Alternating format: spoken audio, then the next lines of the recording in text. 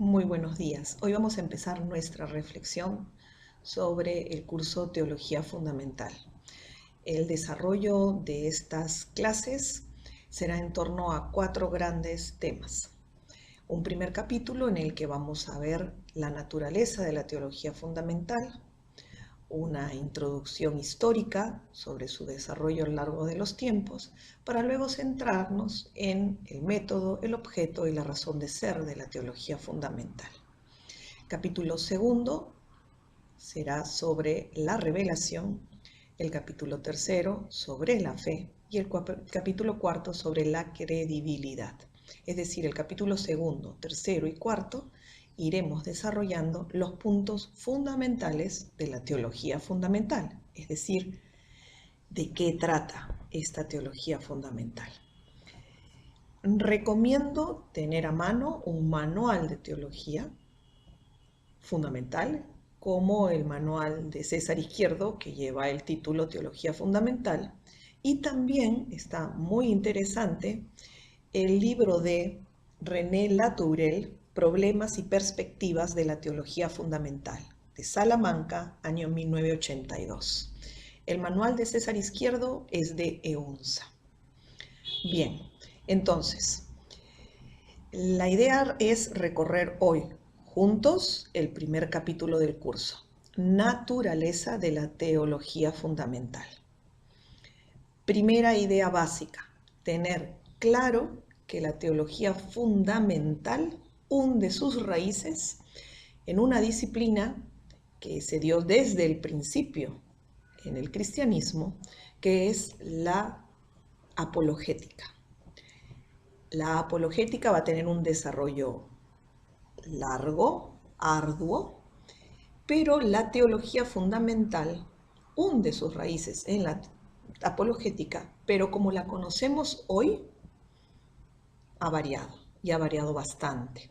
No solamente en el nombre de teología fundamental es nuevo, sino también en la manera de afrontar esta reflexión, la reflexión propia de la disciplina conocida como teología fundamental. Entonces, lo primero que vamos a hacer, mirando mis apuntes, es un pequeño recorrido histórico en lo que es la apologética, para poder entender cómo la teología fundamental no es lo mismo, pero a la vez tiene sus raíces en eso. ¿Ok? Entonces, primero, ¿qué es la teología fundamental? Eso es lo que nos podríamos preguntar. La teología fundamental, vamos a ir descubriendo a lo largo de estas reflexiones su riqueza, su mayor contenido. Pero para empezar vamos a decir que es esa búsqueda radical de comprensión de la autocomunicación de Dios a los hombres y, evidentemente, de la respuesta de los hombres a Dios, que es la fe. Entonces, es clave entender que vamos a tocar algunos puntos que tienen que ver con las relaciones fe-razón, con lo que significa tratar de comprender la autocomunicación de Dios, una comprensión de la autocomunicación de Dios y a la vez la total trascendencia de esta comunicación. Pero por lo pronto quedémonos con esa idea. La teología fundamental es una disciplina de la teología, una rama de la teología que busca esa comprensión radical de la autocomunicación de Dios a los hombres y del acto de la fe. Por eso, cuando presentábamos los temas, decíamos que la teología fundamental, este curso va a analizar en el capítulo 2 la revelación, en el capítulo 3 la fe y en último lugar en el capítulo 4 la credibilidad. Entonces, decíamos en segunda idea, entonces ya tenemos una primera idea de cómo definir la teología fundamental. Segunda idea, es una disciplina recientemente nombrada, pero que sus fundamentos y la temática de la teología fundamental vienen desde antes. Incluso César Izquierdo va desarrollando la idea de que esta temática está en la misma Sagrada Escritura. Entonces, cuando nosotros podemos a pensar, ok, perfecto, el curso busca que nosotros reflexionemos sobre la teología fundamental. Nos queda claro que la teología fundamental, como es una rama de la teología, lo que quiere es comprender de manera radical la autocomunicación de Dios y el acto de fe. Entonces, comprender de manera radical, es decir, es poner todos los recursos que tiene la teología para entender qué cosa es la revelación, qué cosa es la fe y la credibilidad de esta revelación. Entonces, la teología fundamental, decíamos, tiene su origen en tiempos muy remotos. Primer tiempo remoto del cual estamos hablando es la misma Sagrada Escritura. Pero vamos a dividirlo primero en dos orígenes, su origen real y su origen histórico. Cuando decimos su origen real, queremos decir lo siguiente, es que el origen de la teología fundamental, de buscar, ¿no?, entender de manera radical la autocomunicación de Dios y el acto de fe, ese origen real está en el hombre mismo. ¿Por qué? Porque en el hombre tenemos fe y razón, y esa fe y esa razón se relacionan en el hombre. Entonces, ese dar razones de lo que se cree, dar razones de nuestra esperanza, razones de lo que se cree, como señala la primera carta de Pedro, legitimar la fe estaría en el origen real de la teología fundamental, que sería el mismo hombre, dar razones de lo que cree. ¿Y por qué dar razones de lo que cree? Porque es en el hombre en el que fe y razón están juntas, donde fe y razón se relacionan. Entonces, si el hombre es un ser racional y si el hombre es un ser de fe, es lógico que busque dar razones de lo que cree. Entonces, ese sería el origen real, el hombre mismo. Y cuando hablamos del origen histórico, es ahí donde surge el tema de la apologética. El origen histórico es la apologética. Podríamos decir, la intención de la misma Iglesia desde un principio de dar razones de lo que cree. A los judíos, al judaísmo, al paganismo y a los mismos cristianos. Desde el principio, dar razones de por qué cree, que por qué afirma que el Señor Jesucristo es el Mesías, es el Hijo de Dios. ¿Qué es lo que yo puedo garantizar?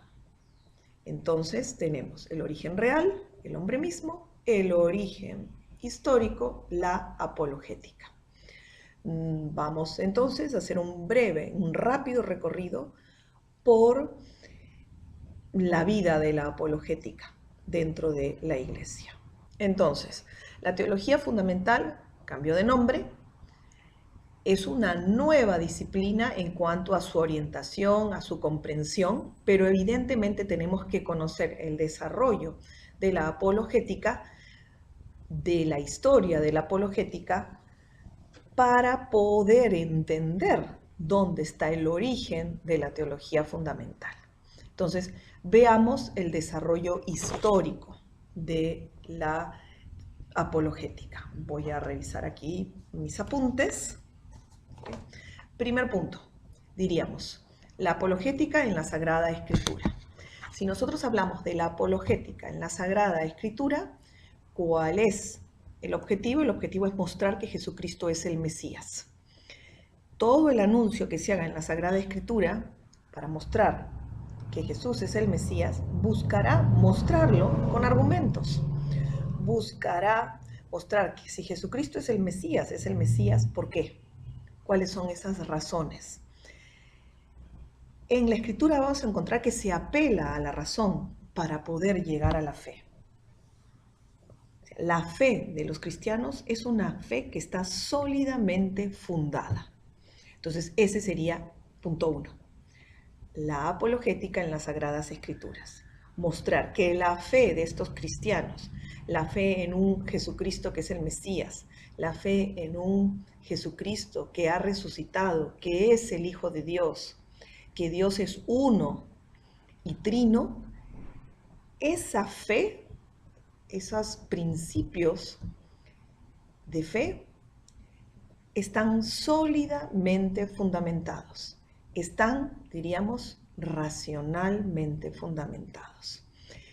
Vamos a ver que esto después nos va a llevar a algunas otras reflexiones.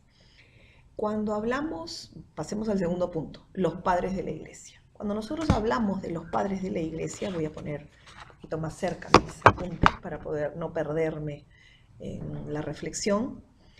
Evidentemente tenemos dos cosas. Tenemos que los padres de la iglesia tienen que evangelizar, pero también tienen que defender el cristianismo frente a las persecuciones. Entonces, en el siglo II aparece justamente la apologética propiamente como la defensa, lo que significa apologética, defensa. Entonces, la defensa de la fe. ¿De quién hay que defender la fe? Del poder civil, de los judíos y los paganos, y hay que poder explicarle a los cristianos en qué consiste la fe cristiana. Entonces, los padres apologistas serán quienes tengan esta tarea y escriban justamente a estos tres, vamos a decir, a estos tres lectores o con estos tres objetivos. Defender la fe del poder civil y político, como dijimos, defender la fe frente al judaísmo y al paganismo y a la vez presentar la fe a los cristianos, dar razones de nuestra fe. Uno de los que les sale, por ejemplo, será Justino. Justino tiene una obra muy bonita, Diálogo con el judío Trifón. En ella justamente se presenta eso, el diálogo con un judío, donde se va desarrollando la idea que, bueno, el paganismo, donde lo que podemos ver, donde este personaje va a pasar por diversas filosofías, diversas ideologías, y va a darse cuenta que carecen de los elementos fundamentales, que tienen muchas limitaciones, y entonces va a explicar cómo es en la Sagrada Escritura donde descubre la fe cristiana y descubre que ahí no hay limitaciones, sino que por el contrario, la filosofía segura y provechosa es la filosofía cristiana, es la predicación cristiana. Después tenemos otros personajes, en el siglo III era por ejemplo Tertuliano, podríamos nombrar a Tertuliano. En el Occidente podríamos nombrar a Corígenes, a Clemente de Alejandría en el Oriente, como otros de los padres de la Iglesia que justamente desarrollan la apologética. Entonces tenemos los padres de la Iglesia tienen que defender el cristianismo frente al poder civil y el poder político, frente al judaísmo y al paganismo, y también dar razones de la fe a los mismos cristianos. Esto los lleva a escribir. En el siglo II aparecen los padres apologistas, y vamos a ver cómo la apología durante toda la época de los padres de la Iglesia se va a ir desarrollando. ¿Por qué? Porque siempre hay que estar en diálogo con representantes de otras religiones, siempre hay que estar atento a poder dar razones de la fe. Entonces, como nombrábamos a Justino, con el diálogo con el judío Trifón, mencionábamos a Tertuliano, por ejemplo, su obra Apología. En ella defiende la libertad religiosa y a la vez defiende al cristianismo de los falsos cargos que se presentan. Habíamos nombrado también a Orígenes y a Clemente de Alejandría en el Oriente en el siglo III. Por ejemplo, Clemente, su obra Contra Celso. Celso es un filósofo pagano y Orígenes le va a responder. En el siglo IV también tenemos trabajo apologético. Por ejemplo, Eusebio de Cesarea, tenemos a Ambrosio, San Ambrosio, a San Lactancio, que escriben obras para hombres cultos, para hombres preparados, dando razones de lo que es el cristianismo. ¿Sí? En el siglo V, por ejemplo, podemos nombrar a Teodoreto de Ciro, que tiene una obra que se llama Curación de las enfermedades paganas, y evidentemente a San Agustín. San Agustín, no vamos a entrar ahora en detalles en lo que es la vida de San Agustín, pero sí podemos decir que va a escribir contra el escepticismo, contra el maniqueísmo, y las obras de él que resaltan, podemos tomar nota, serán De Vera Religione, De Utilitate Credendi y De Civitate Dei. De Civitate Dei, sabemos, tiene toda una visión teológica de la historia. Entonces, primer momento, la Sagrada Escritura; segundo momento, los padres de la Iglesia; y ahora vamos a entrar en el tercer momento, que es la Edad Media. ¿Qué es lo que cambia en la Edad Media? En la Edad Media nosotros tenemos una societas cristiana, es decir, todos son cristianos, por eso va a decaer un poco el interés apologético. Hay judíos, hay musulmanes, que son llamados infieles, más que paganos, y vamos a tener escritos contra los judíos o contra los musulmanes, como escritos de Isidoro de Sevilla o Pedro Damiano o Pedro el Venerable. También vamos a tener diálogo, ¿no? Las primeros que estoy nombrando, más que nada argumentan contra musulmanes y judíos, perdón. Tenemos también algunos que van a entrar al diálogo con los infieles, ¿no? Y por ejemplo, también podríamos nombrar a Santo Tomás. La Suma contra Gentiles de Santo Tomás va a contribuir muchísimo con la apologética. ¿Okay? ¿Por qué? Y aquí hacemos un pare para explicar por qué. Santo Tomás contribuye con la apologética, decíamos en su obra La Suma contra Gentiles. Ahí nos va a presentar que hay verdades sobre Dios que son accesibles a la razón, y que hay otras verdades que Dios revela y que superan totalmente el entendimiento. Las primeras verdades están en el campo racional, se puede acceder a ellas por la razón, y que puede llegar a conclusiones necesarias a partir de verdades evidentes. Las otras verdades, las que son reveladas por Dios y que exceden el entendimiento humano, son aquellas verdades que están contenidas en las Sagradas Escrituras y en la tradición, y a ellas accedemos por la autoridad de Dios. Entonces, ya Santo Tomás está poniendo las cosas en claro. No todo,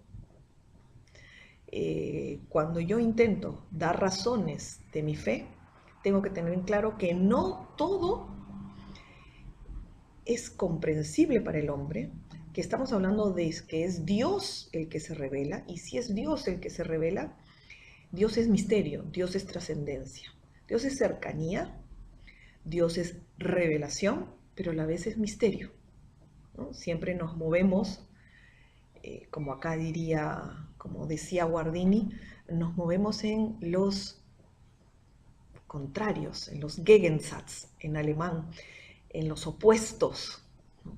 Pero que a la vez abarcan toda la realidad, lo que es Dios, ¿no? Es la trascendencia y a la vez es la cercanía, la trascendencia y la revelación.